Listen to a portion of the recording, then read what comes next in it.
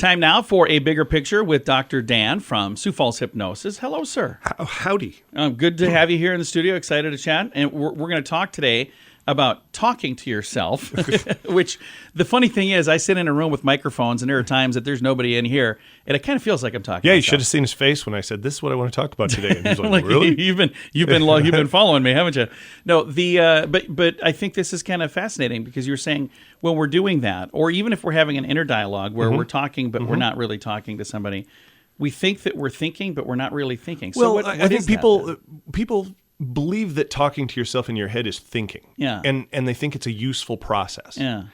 We think we're problem solving. We think we're processing. We think we're, working something through. These are the euphemisms that we use to describe that. And one of the things I'd like to suggest to you is first of all, that's not thinking in a useful way. And secondly, that it's just not useful, period. And the idea is that you talking to you in your head about what you already think and feel and believe won't lead you anywhere but where you already are. Yeah, you're not going to learn anything new by talking to yourself. Right, and that's the thing. Thinking is supposed to lead to something new. There's supposed to be learning in there.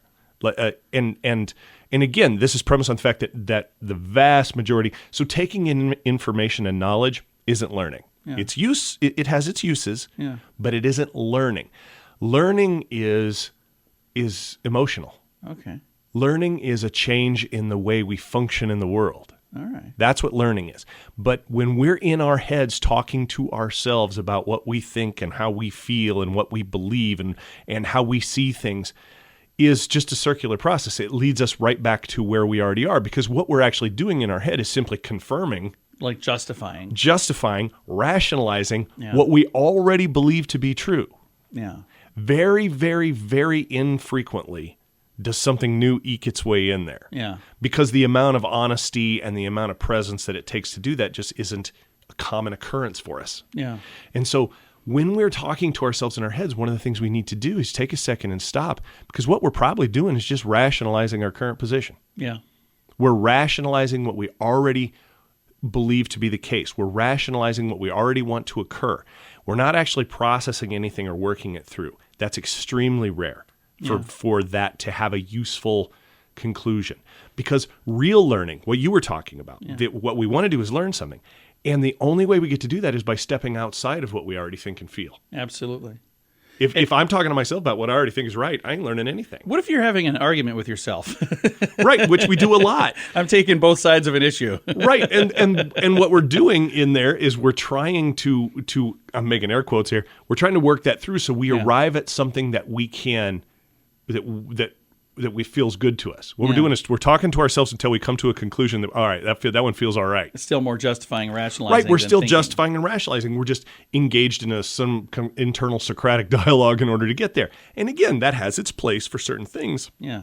But it, generally speaking, doesn't bring about actual learning and change. Yeah. And this is the thing that I think all of us maybe intuitively believe that this internal dialogue, this process of thinking, problem solving, whatever you want to call it, is actually a good thing and that it leads us to some kind of conclusion that is useful. And it leads us to a conclusion that feels good. Yeah. Because all rationalizations, all excuses feel good at the end. And it felt like you were thinking. And it felt like you were thinking, and it feels like it's useful. And it's kind of sort of an illusion that we take part in because we like the way it feels at the end. But real learning, this thing we're after, this thing we in an abstract sense suggest that we want and that we're actually doing, the only way you can get that is by putting down what you already think and feel. That stuff you have got to check that. You've got to set it aside in order to learn something new, in order to become something you're not, in order to change, grow, transform. And sometimes that's really hard. It's absolutely hard. Yeah. And most of us, in all honesty, don't know how to do it well. Yeah. And this is why generally when we need to do it or when we need to do it badly, we tend to have help. Yeah. We've got to have somebody on the outside who looks at us and listens to what we say and looks us dead in the eye and goes, what the hell are you talking about? That's that nonsense and you know it. And then at that point, what we thought was right, what we were telling ourselves, what felt so good, gets suddenly ejected from the scenario when the world looks at you and goes, you're talking out of your whatever. And in that moment, there's enough space for something new to happen. Yeah. And that's the useful part of that. Learning opportunity. Right. It's to be honest, you can write this one down. You can maybe put this on a wall. The only real learning that a human being ever gets is generally against their will. I suppose, yeah. The only real learning, the useful learning, the thing that changes us, happens to us against our will. Yeah. And that's what I mean by whatever you currently think is right has to go away in order for there to be space for something new in there. And this is just generally not the way we see it. And it's useful, I think, to look at this in a different way. Absolutely. And when people want to make a change in their life and they need to, get that old thing out of the way so they can put the new thing in, that's one of the things that's really cool with hypnosis. Because I remember when we were starting this process, there were things that I hate to say that I was skeptical because I don't know that that's really the right word.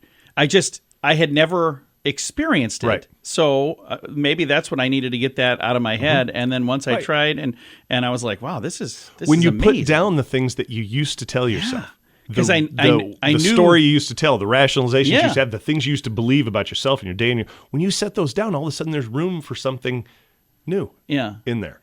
If somebody listening is going, hey, I have these habits that I would like to change. I want to make this difference in my life. If they would like some assistance, Sioux Falls Hypnosis, I absolutely suggest they reach out to you. How do they get a hold of you, Dr. You can find us on the internet at SiouxFallsHypnosis.com, or you can reach us by phone at 605-702-6691. Very nice. And they're on social media as well. Again, Sioux Falls Hypnosis. And if you're catching the tail end of this, it's a radio program, but we also save it as a podcast, and you can find that at SiouxFallsPodcast.com.